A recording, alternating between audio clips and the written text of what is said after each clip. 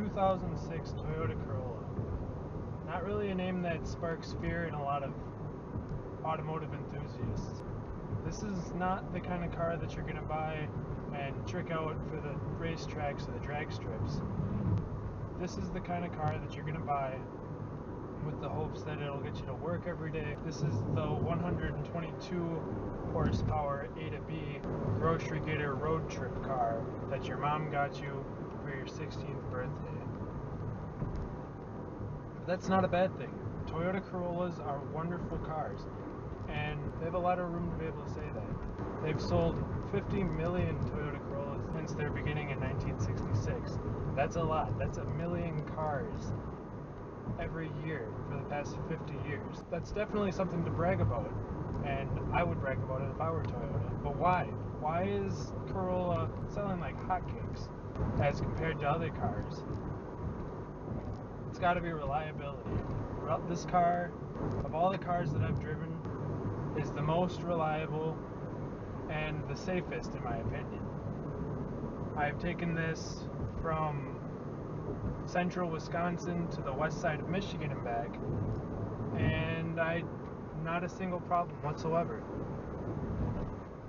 This car is a safe bet. It's the car that your parents can get you and they don't have to worry about you dying because the car broke down or you're in a ditch somewhere and stuck in the car. It's also not the car that's going to burn a hole in your pocket.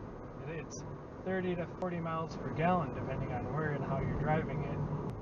This little car here has 90,000 miles, and I have not had any major engine complaints or problems with it yet. I've owned it for 2 years, and I've only ever had to maintenance it.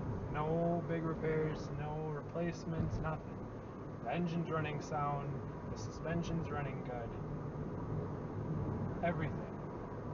I've even had the same tires from the dealership still. That just goes to show you the reliability that Toyota puts into their cars. They don't even skimp on the tires, and this isn't even their top line car.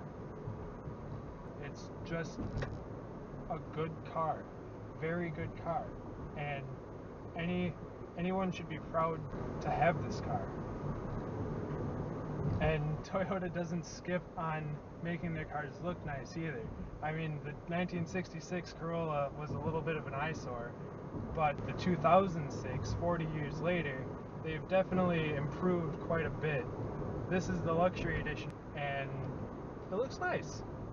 For a $20,000 car, well, $6,000 car now, it's got little flourishes that make you aware of the fact that this is the luxury edition. It's got fake wood on the doors and by the gear selector, 6-speaker audio system, which sounds really nice, which is not something that a lot of car makers focus on.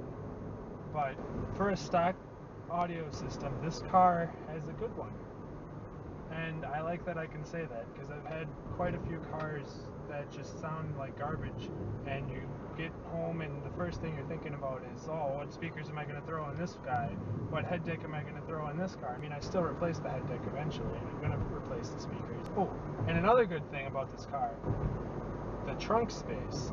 13 cubic feet of trunk space. It's a big trunk. The back seats fold forward, and back to the space thing. I'm 6'1", and I have no complaints whatsoever about size.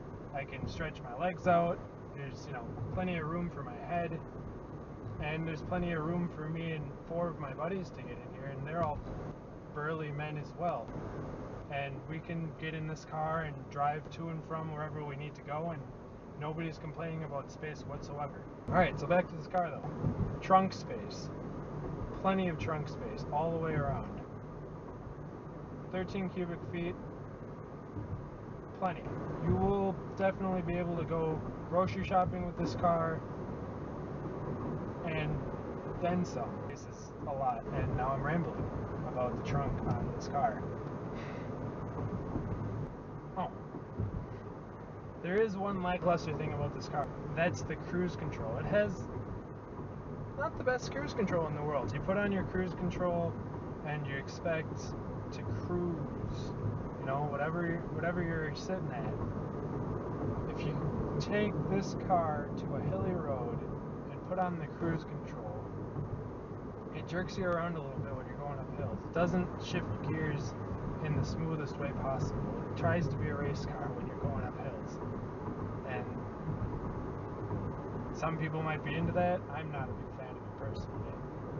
So if I had to pick one bad thing about this car, it would be the cruise. But that's all I have to say about this car.